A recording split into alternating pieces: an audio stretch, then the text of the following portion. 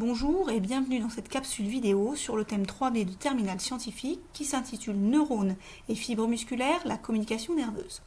Nous verrons dans cette capsule comment sont constitués les neurones, comment sont transmis les messages nerveux et comment fonctionne une synapse.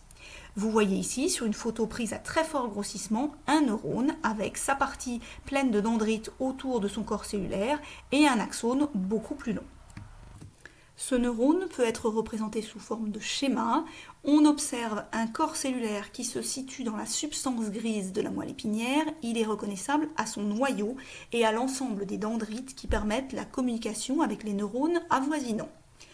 Un prolongement plus long, appelé axone, passe dans la substance blanche, puis va se retrouver au niveau des nerfs. Ces fibres nerveuses ou axones vont être assemblées dans un nerf.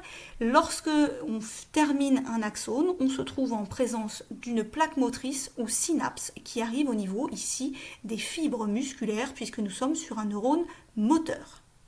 L'information est véhiculée sous forme de potentiel d'action. Vous avez ici un enregistrement de ce potentiel d'action qui démarre avec un potentiel de repos ici, environ vers moins 70 mV, qui correspond aux quantités d'ions négatifs et positifs qui sont de part et d'autre de cette membrane plasmique représentée ici. Lorsqu'il y a une stimulation, ces ions vont pouvoir traverser des canaux et inverser la polarité, c'est ce que vous avez ici. On passe à environ plus 30 mV, puis revenir à la normale. Ce potentiel d'action peut être symbolisé ici avec le potentiel de repos, une dépolarisation si ce potentiel a lieu, puis une repolarisation et une hyperpolarisation pour revenir au potentiel de repos. Ce potentiel d'action se déplace le long de la membrane plasmique. Ici, vous avez un axone et les canaux ioniques s'ouvrent et se ferment, faisant un déplacement de cette dépolarisation le long de cette membrane plasmique. Une fois ce potentiel d'action créé, il a rigoureusement la même intensité. On ne peut donc pas coder l'intensité de la stimulation par la taille de ce potentiel d'action qui est toujours le même. C'est la loi du tout ou rien. Soit vous avez un potentiel d'action, soit vous n'en avez pas. Ici, l'intensité de la première stimulation est inférieure au seuil, il n'y a pas de potentiel d'action. Ici, l'intensité de la stimulation permet des potentiels d'action, vous les voyez ici, symbolisés par ces barres verticales. Pour coder une intensité différence entre cette deuxième stimulation et cette troisième, eh bien vous voyez que c'est la fréquence des potentiels d'action qui change et non leur intensité. On a donc un codage en fréquence de potentiel d'action le long de ces membranes plasmiques. Ces potentiels d'action vont être véhiculés le long de nerfs, ici sur le schéma bilan de la propagation du message nerveux dans un réflexe rotulien. Ce réflexe est créé par une stimulation ici, le marteau va taper en dessous de la rotule, cela va étirer le muscle qui est ici, le quadriceps, et cet étirement va être enregistré ici par le bout de ce neurone bleu. Ce neurone bleu fait remonter le message nerveux afférent sensitif. Il passe par la corne dorsale et le corps cellulaire de ce neurone se situe dans ce ganglion. L'autre partie va arriver dans la moelle épinière, dans la substance grise, au niveau des autres corps cellulaires, des autres neurones. La moelle épinière est le centre nerveux qui va traiter l'information lors d'un réflexe. Elle transforme ici le message nerveux afférent en message nerveux, cette fois-ci efférent, moteur, représenté en rouge. Ici simplement, l'information, l'étirement du muscle remonte et transformé ici en information motrice, ce muscle va se contracter. Pour qu'il y ait un mouvement de l'ensemble du membre, il faut que ce muscle, le quadriceps, soit contracté alors que le muscle antagoniste, le biceps, soit relâché. Cela se fait par l'ensemble des synapses. Je rappelle qu'une synapse est le passage d'un neurone à un autre, ici par exemple. Une synapse peut être stimulante, comme ici.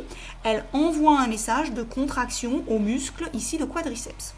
Pour passer un message au contraire inhibiteur au deuxième muscle, il faut cet interneurone.